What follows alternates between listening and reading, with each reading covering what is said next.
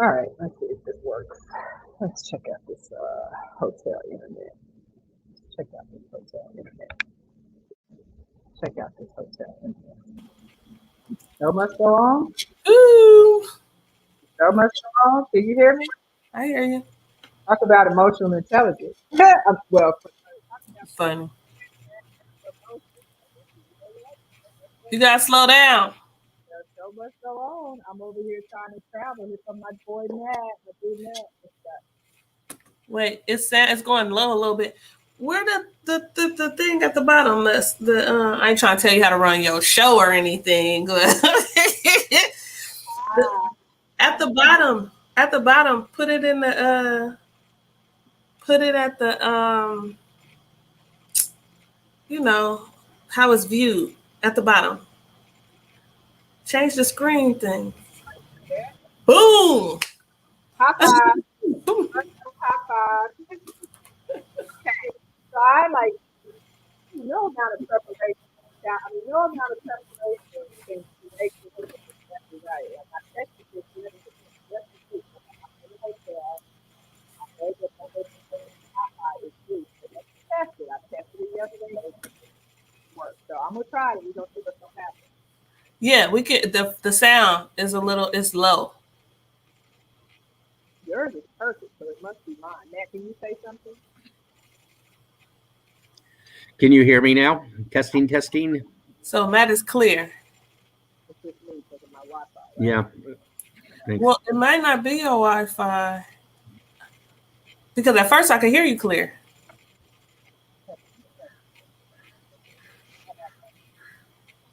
Yeah, not good. Yeah.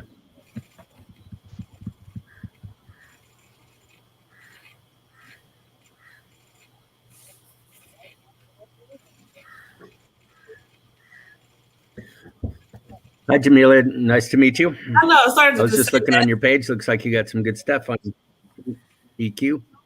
Yeah, I'm trying. It's lifestyle. How you doing today? How you doing today, Matt?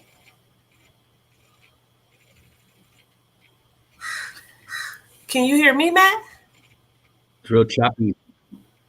I can hear you, but it's real choppy. Try again. For me, it's choppy too. Ooh. Mine is for you. What's going on with the world? That was better.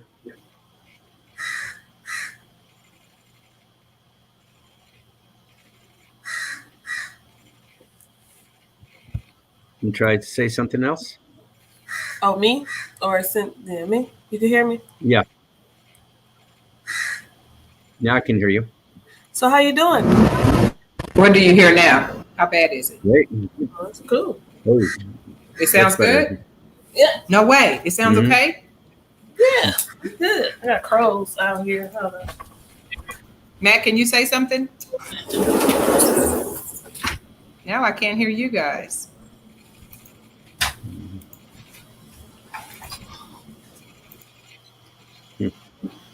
do this, Cindy. Your headphones must.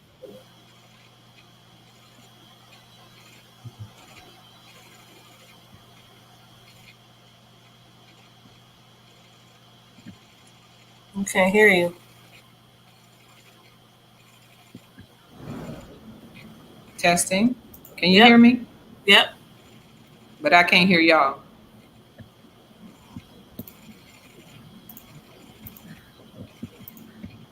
Can you say something? Something. Okay, good idea. Get out, come back in. Can you hear me now clearly? Look, I can hear you. Mm-hmm. Testing. Can you hear us? You good? Oh, we on, huh? Good job. You tried. That was patience. You did really well, you know? Good job. That was a lot, huh?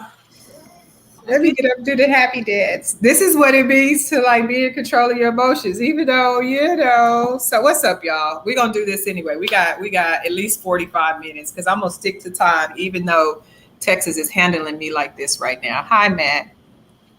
How are you? Can you hear me?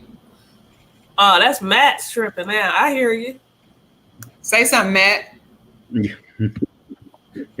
Hey, I can hear you, but it's choppy. Maybe it's me.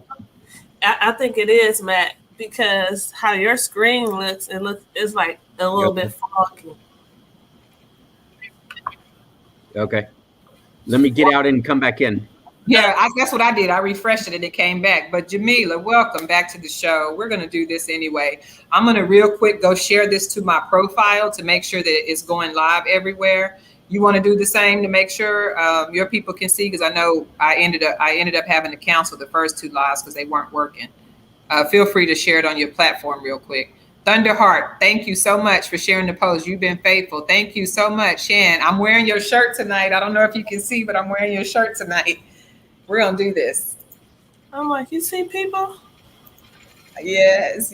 I see people sharing the video right now. So here we go. We live. Hello. So okay. All right. I'm ready to do this. Matt Perelstein. Make sure I'm getting that right. Perelstein.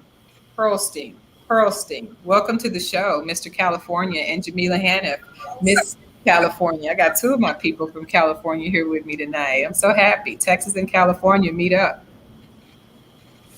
Okay. So excited. You're like, yeah, let's get this done. All right, we're going to do this.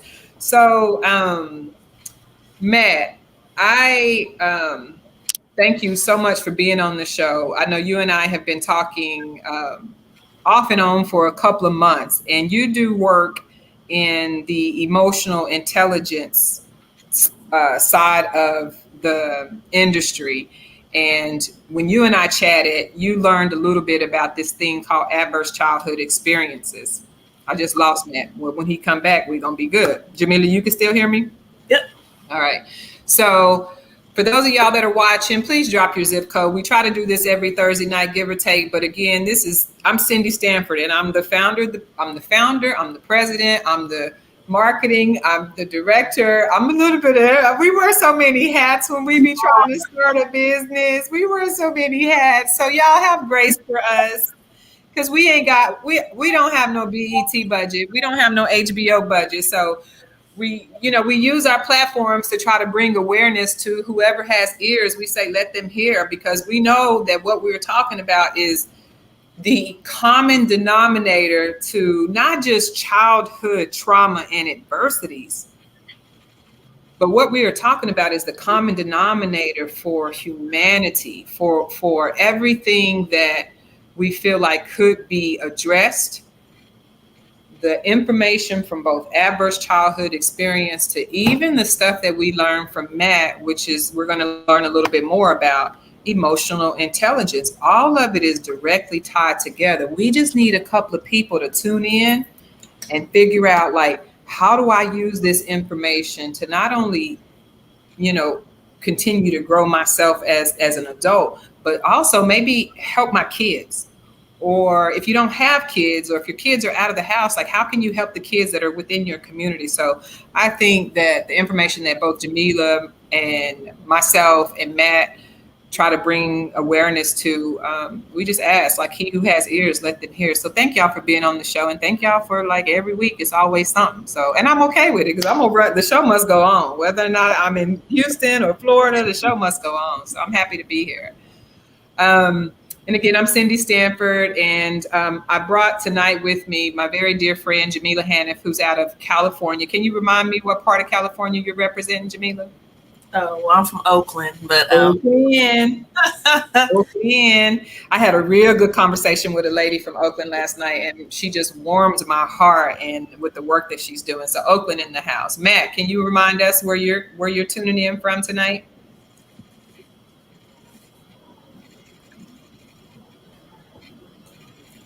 Matt.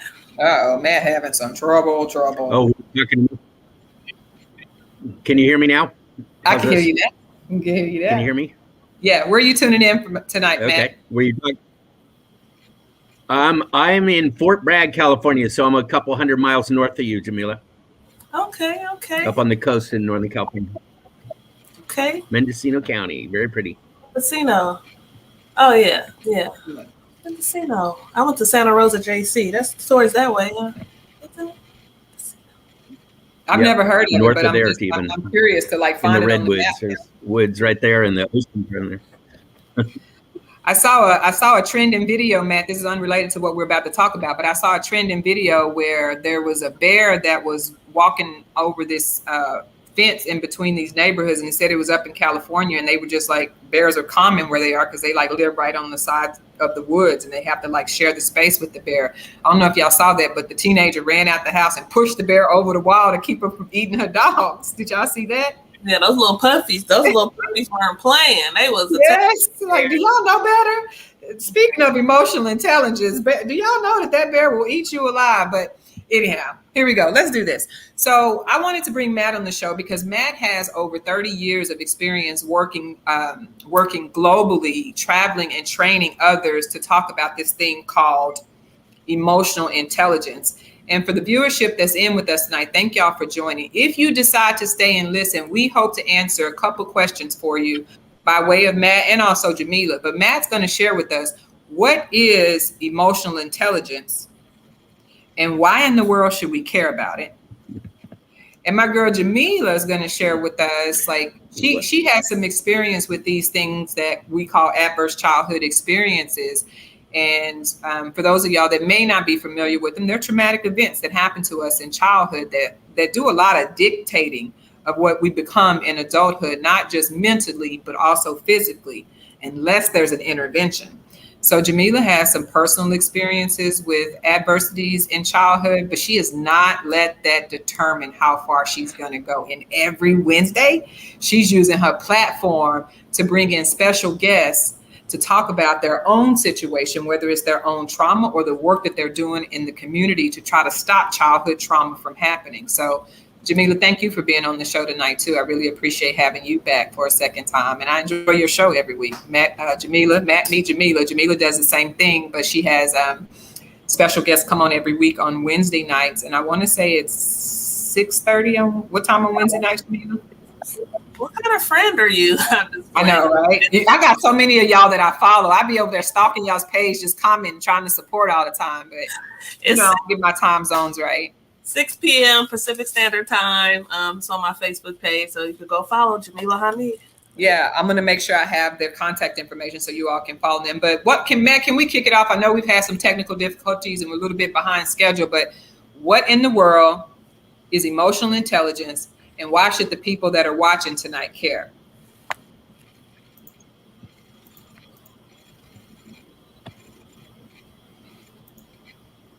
Are you asking me? Yep, you got the mic. I'm passing it to you. We're going to have to switch up a little bit because we're off of time. But what is emotional intelligence? Okay. And why should we care? All right. Your voices are still all choppy to me, but am I choppy to you? If I'm clear, then I'll just talk. Yeah. You're clear. You're clear. It's clear. Okay. Good. All right. Okay. So emotional intelligence. Wow. It's critical to everything we do and say and are everything. It's 24/7, 365. You can't get away from your emotions, right? You can't not think and you can't not feel. And what happens as kids is that, we're told not to feel and we're taught that, and our examples are not that, and we don't learn it in school and we don't learn from our parents, and we damn well better not do it at work. So we don't learn anything about our emotions, and they're there all day, every day. And so I highly suggest that people learn about how your thoughts and your feelings work. Highly. You were telling me, thank you for that. You were telling me the other day that you remember seeing something about like Google and Apple, where back in the day they would hire people for their IQ. Like, how smart are you? Can you tell the audience a little bit more about what you learned as a result of that hiring stuff? Yeah, lot of research now has shown that that people get hired for their IQ, but they get promoted or they keep their job for their EQ. And so a lot of the big companies nowadays are not even bothering to do IQ tests. I mean, if you graduated from college or something like that, you got pretty good IQ already. They don't need to do a bunch of testing on that. But can you get along with people? How do you deal with failure? How do you deal with teamwork? How's your communication skills? That kind of thing. So that's all emotional intelligence stuff. So they're testing for EQ. They don't even bother testing for IQ anymore. A lot of the big companies. Very relevant. So with the work that you're doing globally and just the trainings that you've done, any trends that you've noticed in terms of the gaps when it comes to emotional intelligence? Oh my goodness. Gap. I heard the word gap. Yeah. Huge gaps. And now especially with all of the, with us being shut down and pulled away from each other, we're social beings and we need to connect emotionally and we need to connect, and we're not. And it's very, very difficult now with everybody being separated. It's like one of the worst things we can do. And so, as you guys, I'm sure know, domestic violence is going up, child abuse is going up, suicide is skyrocketing. There's some awful things going on because people don't know how to deal with their feelings and emotions. You can keep going on addictions, divorce, gangs, mental health, physical health, war. All that stuff has to do with people not knowing how to deal with their emotions. Bottom line to the whole thing, it's wild. And if you think about it, another big thing about it is that if you think about it, the worst people, what we do with people is get them off the street, is put people in jail, right? And get them away from society. Well, what do we do to the worst of them? Well, we put them in a thing called solitary confinement, right? That's what we do in the criminal system. What do we, in COVID's, it's called lockdown. And so we're putting people in the worst possible situation that we can find, and it's just not going well. And it's because people don't know how to deal with their emotions, in my opinion. Jameelah, would you add something to what he's saying? Yeah, like for instance, where you talk about like in the workplace, I think about people in the workplace that don't know how to manage their emotions. So think about being on a job and you're unhappy, but you don't know how to communicate that to your boss. So you're at this job and you're miserable, and it's just like being in a relationship where it's basically everything is relational. So you're in this relationship, you're unhappy, and it's like as if your feelings don't matter, you in it. So it's like, no, just get out the bad relationship, get out the job, how to navigate through that and everything. And what he said about being in solitary at lockdown, like you're not connecting with anyone. Everything about life is about connecting to people. So yeah, we're not able to connect, and we find other ways to connect. But yeah, think about those people who are incarcerated, who it's making them worse. Right. You're gonna make me sit alone with myself. I don't really like being alone with myself. I don't know what's this I'm feeling. So I want to read something to y'all that I picked up from this website. It's called Good Therapy, and it talked about with adverse childhood experience. Jameelah, you're familiar with adverse childhood experiences. Talks about it either falling in a category of neglect, abuse, or household dysfunction. I call it disharmony. But in terms of like this thing called emotional intelligence, it seems to be bucketed if it's missing from being neglected emotionally as a child. So I want to read just a quick paragraph from something that I pulled off of Good Therapy that was really eye-opening to me, that I think is important for our viewership to hear. And the author basically goes, because it's mostly silent and invisible, childhood emotional neglect is largely an overlooked phenomenon. Unlike physical neglect or physical abuse, where there are bruises and children come to school like underfed, we can like easily see those things. Emotional neglect is difficult to identify as there are frequently no observable signs. Most importantly, or more importantly, emotional neglect, listen to this, right, is generally unrecognized by the child until the symptoms begin to appear in adulthood. And that is where emotional intelligence plays its role in how we behave in relationships, workships, or just anything dealing with ships. Because if I'm being emotionally neglected as a child in the form of communication, how am I supposed to tell somebody how I'm feeling when I'm unhappy with something that's going down? So, Matt, what is your job? What does your company do when you're out training? Like, what is some advice you give to people if for some reason they didn't get that in childhood, but we're seeing it in adulthood? What do you guys do?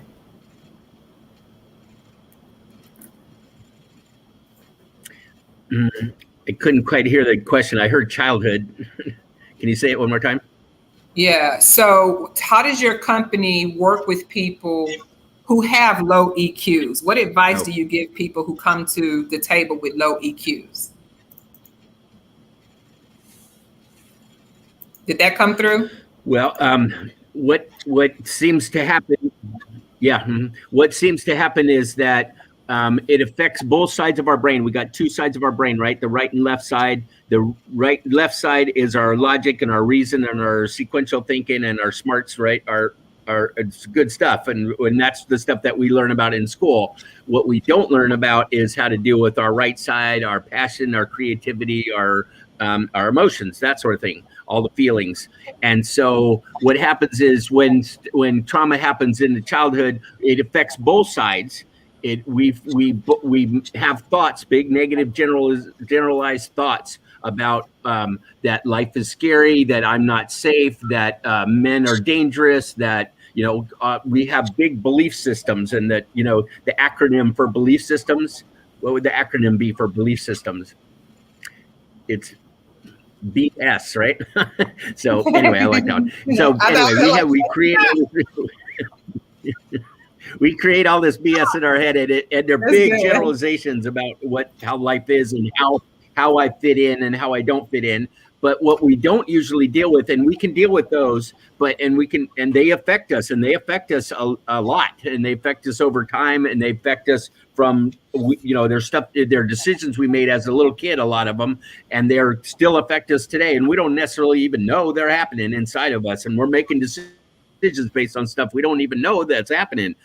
So that's one side of it. But then we have to deal with both sides. We also have to deal with the emotions, the real emotions, where the fear and the anger and the sadness and the depression and the panic and all the real right side stuff. And what we found is that if you can deal with the left side, the thoughts, and the right side, your feelings, then you can clear stuff out. You can change things. It gets out of your heart. You get it out of your system, and you can make some real changes. So, yeah, there you go.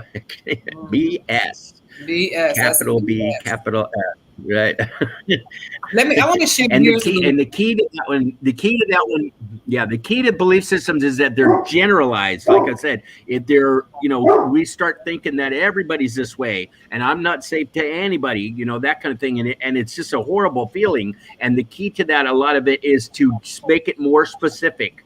I was not safe in this environment. I wasn't safe maybe even in my house. I wasn't safe with certain people, but that doesn't mean I'm not safe in general. I can make safe places. I can in the present, I can do it different and make it more specific, and I don't have to live like that.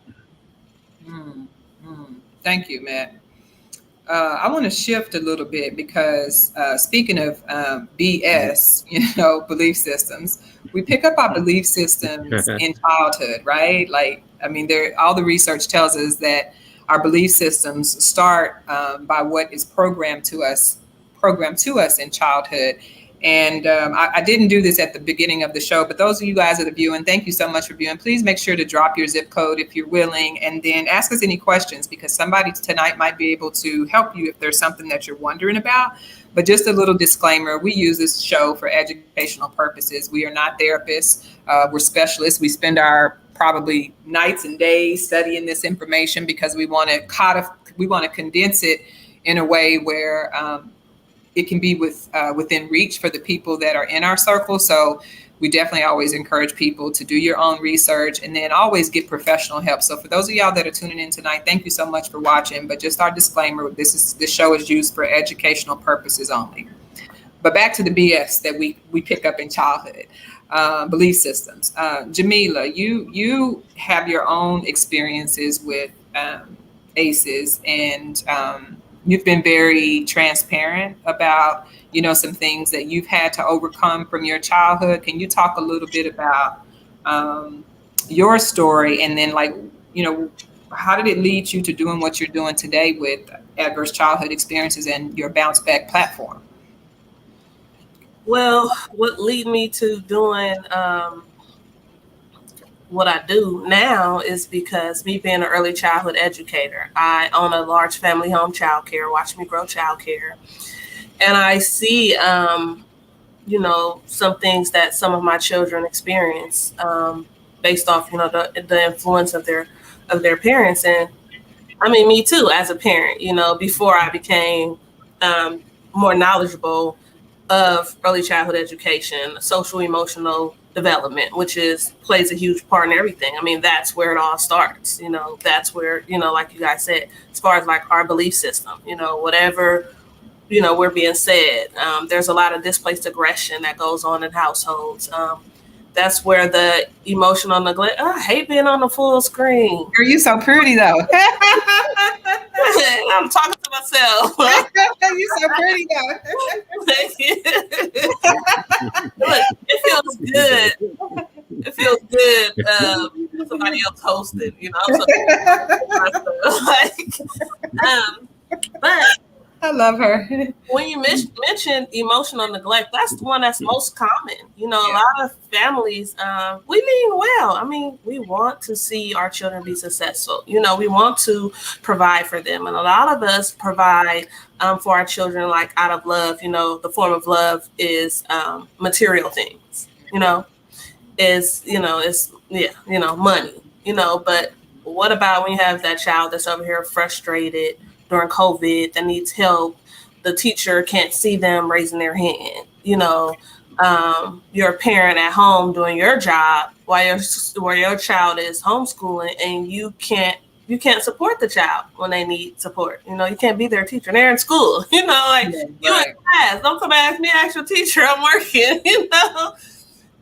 But growing up in Oakland, I mean, I've experienced a lot. I do have multiple ACEs. And I just, I cope with things. Like I learn new ways to cope with things. So now I'm not gonna let you just leave with that. You can't just say cope. Tell us how you coping. Well, it's important to have a support system. So having people that you could be able to talk to whenever you are going through something. I've dealt with a lot of stuff with struggling. So it's like I don't try to get down or freak out, or I don't. I try to just get through things, find ways to problem solve. I'm a problem solver. Yeah. So, but I ain't gonna lie, I do have days where I just want to sit in my bed, or I do just sit in my bed, when I'm going through things or when I feel disconnected. I do. I sit in my bed and I don't want to do anything. Yeah. But I bounce back. Yeah. Was it like this for you growing up? Like, if you were feeling sad, did you feel like you could go tell somebody you felt sad? And if so, what response would you get? Yeah, I didn't know anything about that. I mean, I grew up in a household. We grew up in a household where, I don't know. I probably cried, behavior, probably did some crazy stuff. But no, couldn't go to somebody and tell them I'm sad because I didn't have that adult in my household that was modeling that behavior. So this is why it's important for more funding to be in early childhood education programs, right. More funding for providers, especially family home childcare providers, to get trauma informed and to learn more about social emotional intelligence, social emotional learning, so that themselves could display this to the child. So you have that child that's, some people don't understand the importance of play. play is important. And if you watch these kids, a lot of them are playing out things that's happening at home. So you can really identify some stuff early and intervene. Right. Matt, if you can hear me, earlier we had this quote from that article about we don't see the symptoms until we get into adulthood. So Jameelah and Matt, like, I'm trying to figure out the best way to ask this. Like, when did you think something wasn't right, whether with yourself or with humanity? Like, what was that aha moment where either one of you guys realized, like, hey, something needs to change, whether it's within me or like with the world? Either one of you guys, if that question makes sense. Yeah. Mm-hmm. That's a good question. I have a picture in my mind of I was in 6th grade, I think. I used to have to get out of school. They used to pull me out of school to go to therapy in 6th grade because they didn't know what the heck to do with me because I had feelings and nobody else did for some reason. It's very strange, I guess. And they were trying to help, but they were they didn't know what to do.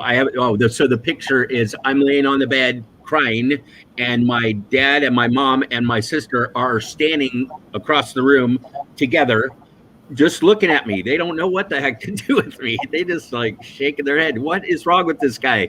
And I thought there was stuff wrong with me. They all thought there was things wrong with me, and so they sent me to therapy. And unfortunately, I went to one of those therapists that they wait until you talk. He wouldn't say anything, nothing. And he just waited till I talked, and I didn't know how to talk. I didn't know how to talk. I'm like, it was exactly the opposite. It made it worse, actually. I was pretty upset about that. And anyway, so I knew from a long time ago, that's why I got into this business, is because I thought there was something. I was quite sure there was stuff wrong with me, and I was told there was stuff wrong with me. And then I found out that it was mostly about my emotions. I didn't know how to deal with my emotions. No idea. My dad was in the military, very, and we didn't talk about emotions. Are you kidding? I've talked about it since then. He's like, what? He goes, my dad, his exact words were, I wouldn't know emotion if it hit me upside the head. Wow, that's deep. That's deep. So, what about you, Jameelah? Thank you, man. So when did you notice something wasn't right, or maybe needed addressing, Jameelah? Oh, in adulthood. Yeah, right. Like, okay, you got to give us an example. I am someone who it takes for me to get really fed up, and then I'll blow up. So when I've identified, like, okay, me not being able to express my feelings, because as a child I grew up, speak when spoken to, or as if my emotions didn't matter, wanting to express myself, or if I'm in trouble, I want to share, like, what happened, like, like there's a misunderstanding, not being able to express that something was wrong, that there's a misunderstanding. I don't want to hear it. That's not helpful for a child. So, growing up, I look at, relationship stuff that I go through, I don't express my feelings very well until it's, I'm mad, and I express it in certain ways, like not healthy at all. I'm gonna borrow something from like a training or a video I remember seeing, speaking about both of y'all experiences with emotions, but how if we bottle them up, they eventually come out. It's like taking a soda can and shaking it up and then opening it. Like, that's what it's like when you finally have had enough. Mm-hmm. And somebody else used a funny analogy. I'm gonna repeat this, and I'm probably gonna regret it, but I'm not gonna regret it. I'm just gonna say it. I'm gonna be present. So somebody else used this analogy, said, this is gonna be funny, but if you ever took a bath and you tried not to flatulate, fart, while you're in the tub and you try to hold it in, but when you do, it's eventually gonna come up to the top anyway. So it's basically like it's gonna bubble up. You can try to hold it in, but if you do it, it's gonna bubble up to the top. So anyhow, I thought it was funny the way the lady described it. So I'm like, okay, you know, little kids used to do that all the time because they're like, oh, look at the bubbles, look at the bubbles. So people were trying to explain to us like that's what it's like to try to hold in your emotions. When it's ready to come out, you can't hold it. It's gonna come out whether you like it or not. You open that can of soda that you didn't shook up, it's gonna pop. So that was just an analogy that was really sticky for me. At least I would say for me personally, same as you. It was in my relationships. So it was like, why? Is it me or is it you? But it was like not being able to like ask for what I needed in relationships and then walking away if I wasn't getting what I didn't communicate that I needed, which wasn't fair to the other person. First of all, I'm leaving because you're not giving me what I needed, but you're not giving me what I needed because I didn't know how to tell you to give me what I need. So I'm just going to leave. And so I think that was my shift, or when I noticed that I might have had some communication gaps, if you will, because, you know, yeah. Mm-hmm. What were you going to say, Jameelah? Oh, I thought you was about to share a video or something. I did, but I'm worried about whether or not the sound's going to come through. I want to try it because it's a video that I borrowed from Matt, and it's of Kobe Bryant and Kobe Bryant talking about his emotions. So I'm going to try it and see what happens. And y'all listen in to see whether or not the sound is coming in good or not. But I definitely thought that this was something that resonated with this conversation. So let me switch, and then why don't we debrief what we hear Kobe say if it works. So y'all give me a second. I'm old. Fingers crossed, this better work.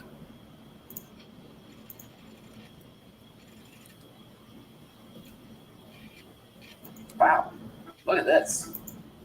94% of people believe company culture is important to an organization's success.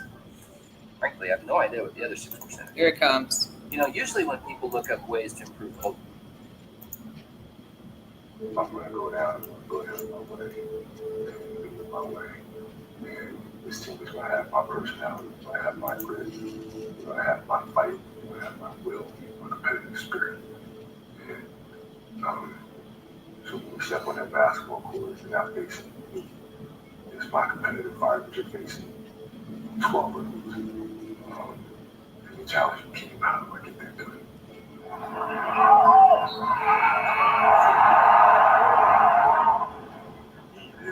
That's where I see that anchor. I can carry that with me. Now, how do I instill this to the rest of the rest of my team? Using the darker emotions, the anger, resentment, frustration, sadness. Using that as a weapon. Using that as a form of offense. It's a scar. It's pain. It's a bad memory. And some people are probably breaking that and think it's such a powerful thing. Once they own it themselves, then the sky is the limit.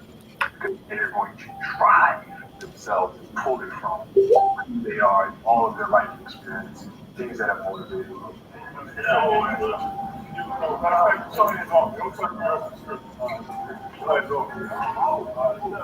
Just start driving, needle, pushing. The smoke is cleared and two remain standing. The Lakers and Magic. Kobe, he was a Virgo. September, is that September birthday? His birthday was August 23rd, if I'm not mistaken. August isn't that Leo? What? So Matt, you put that on your page. What? Like, talk to us about like what Kobe meant when he talked about using it as a weapon, like using his anger and his frustration and resentment as a weapon. Like, what do you coach people on when it comes to that?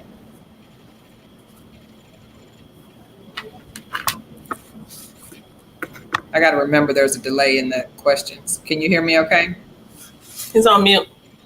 Oh, you're on mute. Hold on, Matt. You're on mute. I love that video because we can our emotions can mess us up bad, or and we can use them to make us incredibly successful and make things happen and get stuff done and push ourselves and make relationships. We can do really awesome things with our emotions if we know how to use them, or they can trash our entire life. That's called emotional intelligence, in my opinion. So Jameelah, if this is something you can share, like you work with kids, So like, you got it. did you say something, Matt? I missed that last part. Thank you. Yeah. The way I look at it is, so we have a whole bunch of emotions. I've got a list somewhere. I got somewhere that has like 5,000 words in English language that are emotion-based words. So we have great description, and it's really good to have a really good vocabulary of emotions, lots of them, because then we can describe to other people what we're accurately feeling. And even more important is we can figure out for ourselves what we're actually feeling. And so it's really, really helpful. And I also find that it's really helpful to be able to kind of sum it up, because that's too many to deal with. I can't deal with 5,000 of them. I can deal with a couple of them. And the big boys are fear, anger, and sadness. And the way I look at it is, if we can deal with our fear, our anger, and our sadness, just those three biggies, then there really isn't that much that life can throw at us that we can't handle. It gives us incredible self-esteem, self-power, self-trust, all that good stuff, because it's like, bring it. I can deal with almost anything. And so I can risk stuff, and you can be out there. Kobe, he's pushing himself. He's out there in the limelight. He's doing what he can do. And you got to push through a lot of that stuff. But if you can deal with those big three, you can do all kinds of things, like be on a video. Right now. Right. Yeah. Or worry, or like, just screw it. Throw your laptop across the room and be like, forget it. Jameelah, you work with kids. So like, how do you use what you know about ACEs to help kids with getting along with each other at school? Conflict manage, labeling their emotions. I'm not going to give up too much. Yeah, I'm with you. Name it to tame it. Name it to tame it. Everybody talks about that. Yeah, that's Bruce Perry, or one of them was telling us about that. You got to name it to tame it. Yeah.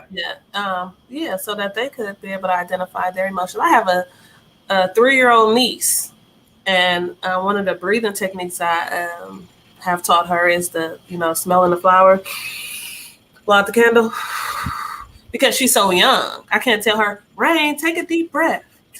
She's not gonna know what that is. So I'll be like, "Where's your flower? Where's your flower?" So every time she's upset, she knows, "Where's your flower?" And she smells. So that's a good one. And then being able to express themselves. How are you feeling today? Yeah, that's a good one. Mm-hmm. Y'all do this little activity with me. I learned this one yesterday because Jameelah just gave me an idea.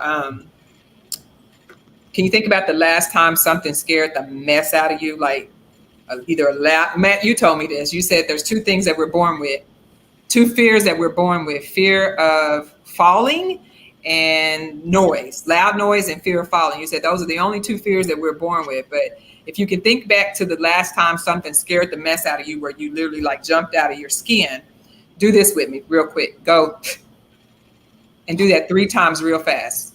Go.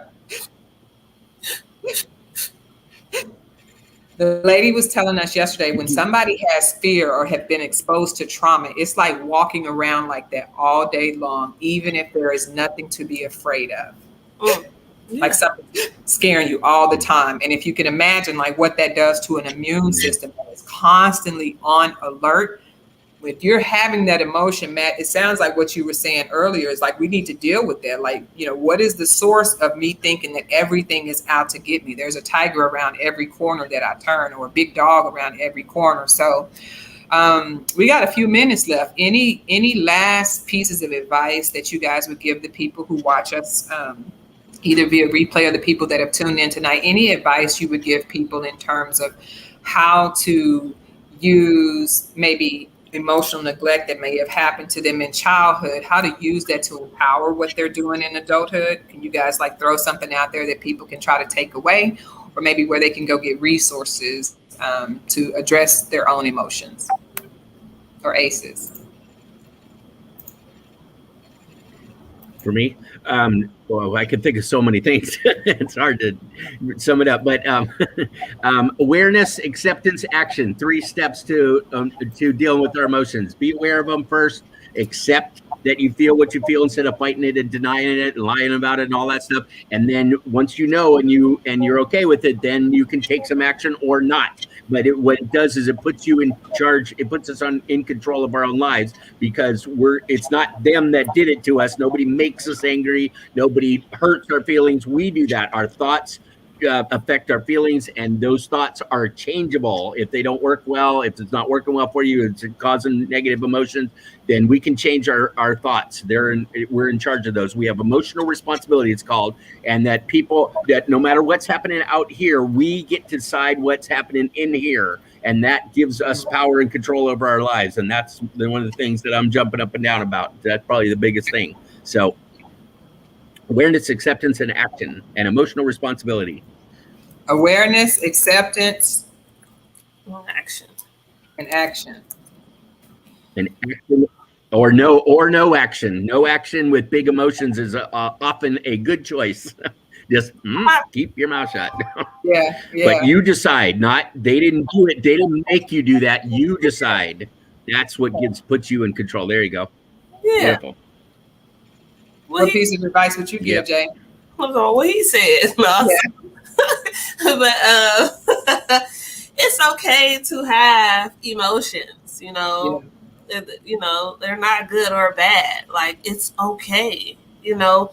And don't blame anybody else. No, you're in control of your emotions. Don't give somebody else the power to control how you act, how you react, you know. No. Mm-hmm. Learn some iMessages, you know, when you want to express yourself to somebody. I feel this way, you know, when this is happening, because I think, can you do this instead, or I would like for this to be done instead, like, and that's okay. And then shoot, the person on the receiving end, either they're gonna do it or not, and that's that boundary piece. So either they're gonna do it or not. Yeah, that's real. You let them know you warned them, and the second time, then you just got to make the decision, and they have to be okay with the decision you made. Yeah. Thank y'all. This was helpful, even with the technology difficulties. It was really helpful to try to do this, you know, for the first time on the road while I'm traveling. Audience, for those of y'all that are still listening, for those of y'all that decide to listen to this broadcast, I would say sit in your feelings, right? Like, instead of running away from them, try to notice them or be aware of them, as Matt talked about, and don't become them. Jameelah just gave a really good advice by saying, I feel, right? When you say, I'm mad, you basically take on the persona of mad. Actually, mad is not something you can be. You can feel that way, but it's only a temporary thing. And so I think the way we grew up, we were kind of, neglect sounds like a really strong word, but obviously that's the technical definition of it. But not being allowed to process our emotions in the moment and like notice, what is my body doing? What are my hands doing? Am I starting to feel palpitations in my heart? Do I feel my throat getting tight? Like, noticing what is happening to my body whenever I get in this type of conversation where I disagree with somebody or somebody triggers me.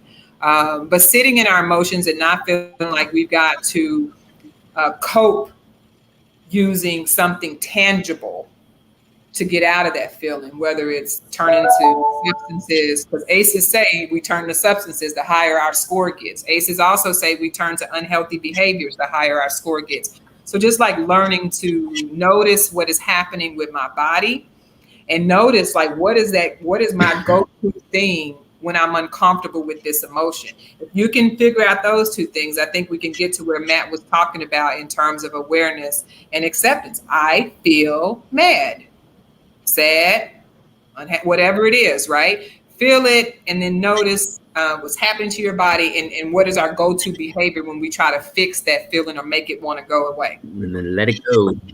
Let it go.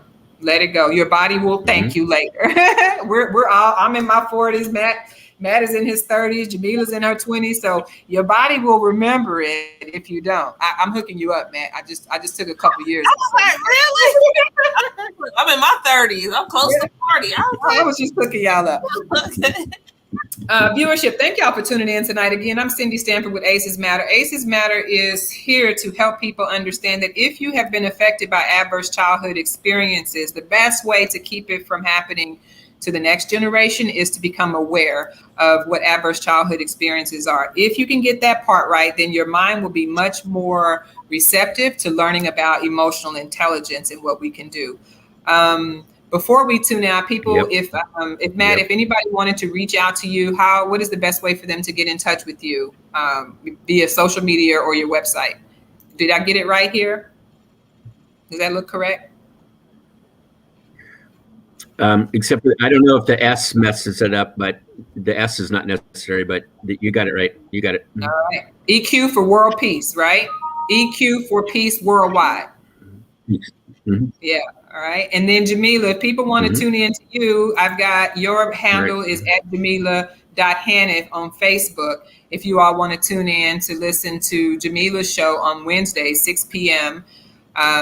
California time. And you had a really strong guest on there last night, and I was liking some of that. So I'm gonna have to go back and watch that full broadcast. Yeah, and it's just, and I have Watch Me Grow Consulting. So that's right. Follow that so you learn more about Bounceback intelligence. Okay, so and you're actively recruiting, right? Yeah. People for Bounceback. Yeah. So reach out to Jameelah if you want to learn more about becoming a Bounceback support specialist. There's definitely opportunities to learn as you go. Yep. Learn as you go, and that way you can help others in your community. And Matt is doing a great job with training around the world. So I hope to have you guys back with less technology difficulties, but I do thank y'all for tuning in tonight. Yep. Thank you. Thank you guys. Have a good night, Matt. Thank you. Bye. Bye, guys.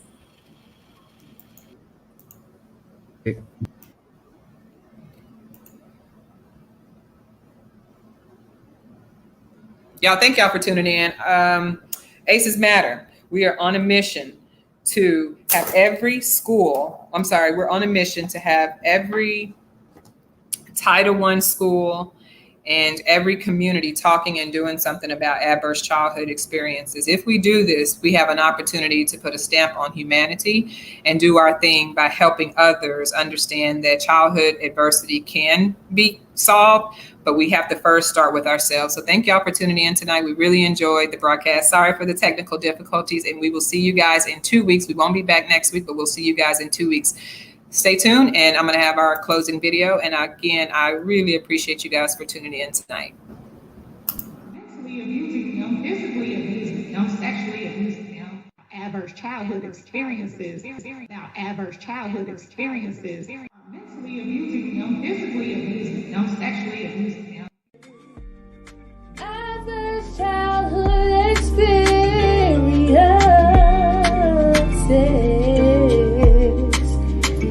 We got the unpredictable stresses that children go through, like losing mommy or daddy, or watching them go to jail, forced to grow up because they've been touched down there. They even see parents depressed with no time to spare. This is why the kids are lonely, traumatized,